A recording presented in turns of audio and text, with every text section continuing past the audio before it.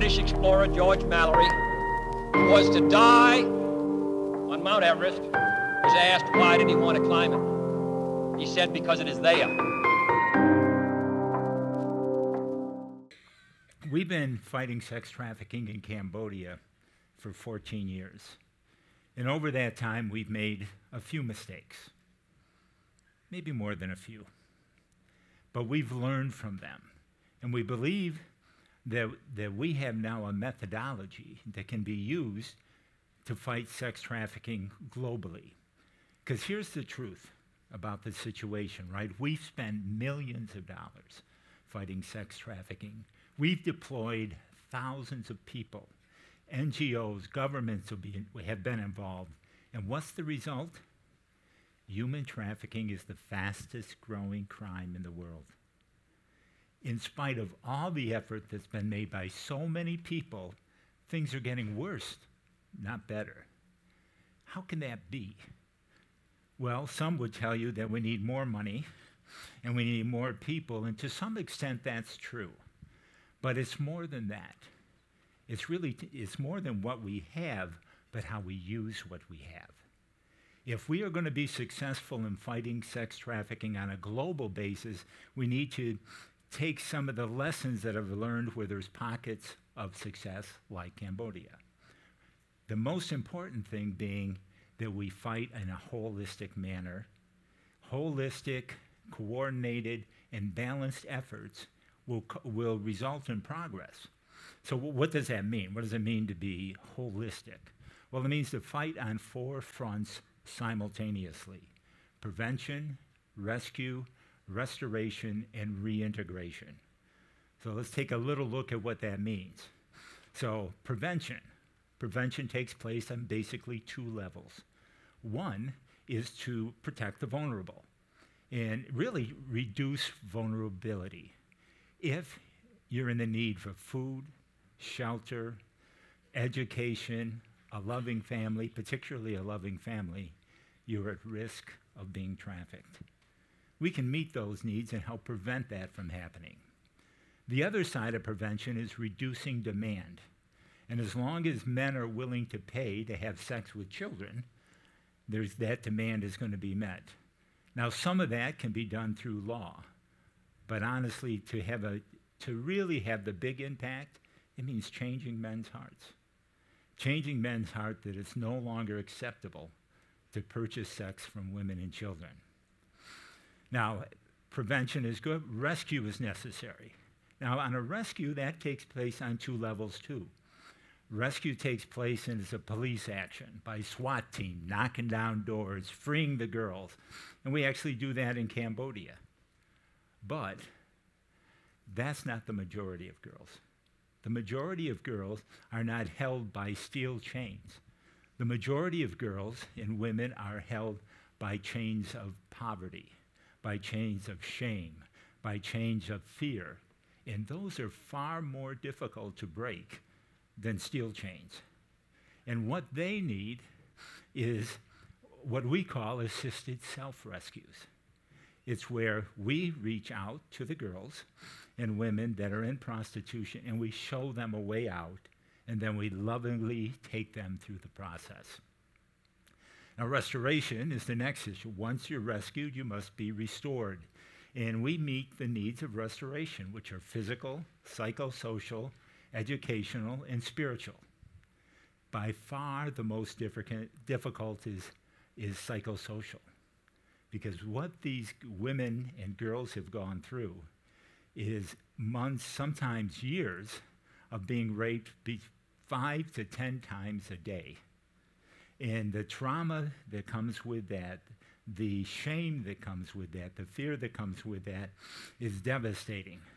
And so a cutting-edge therapy is needed to help bring healing, but that alone never healed anyone. You know, what really needs to happen is love, unconditional love coming from caregivers combined with the therapy. That's what really makes the difference. And then finally, there's reintegration. Once the girl has been healed, she needs to be reintegrated back into her culture, into her society, in a way that she doesn't go back to that life. And what's critical there is 2 things. That unconditional love that she experienced in restoration must continue. The best place for that to happen is a family. But the truth is, many times these girls don't have families to go back to that will care for them. And so other methods have to be used. And then the second thing is employment.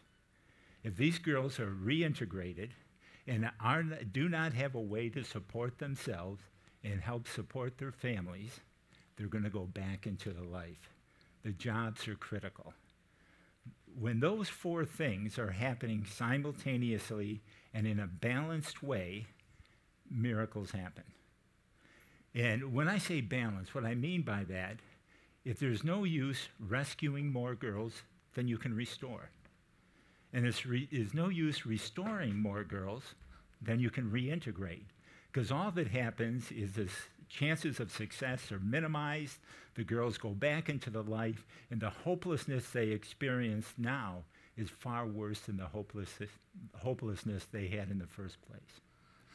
But when those four battlefronts are fought at the same time and in a balanced way, miracles happen. Rex Mai is one of those miracles. Rex Mai is a Cambodian girl that was sold by her mother at the age of 9. Her mother sold her to a trafficker who sold her to an American pedophile who was in Cambodia to rape and torture little girls. She was with him week after week after week, suffering trauma at a depth we can't imagine. She was rescued one day by a combined effort of the Cambodian National Police and federal agents. When the federal agents came to see us, they told us it was the worst case of child abuse they had ever seen. And the photo you see there is the day that Rex Mai was brought to our aftercare home.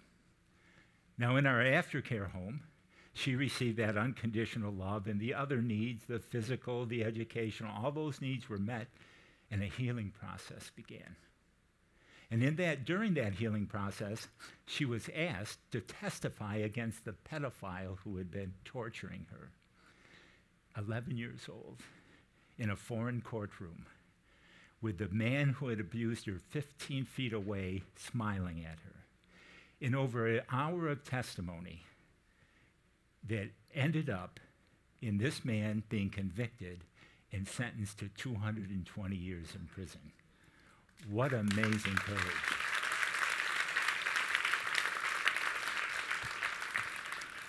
But Rex Mai wasn't done. She was reintegrated to a family here in California. And it was a loving, caring family that did great by her.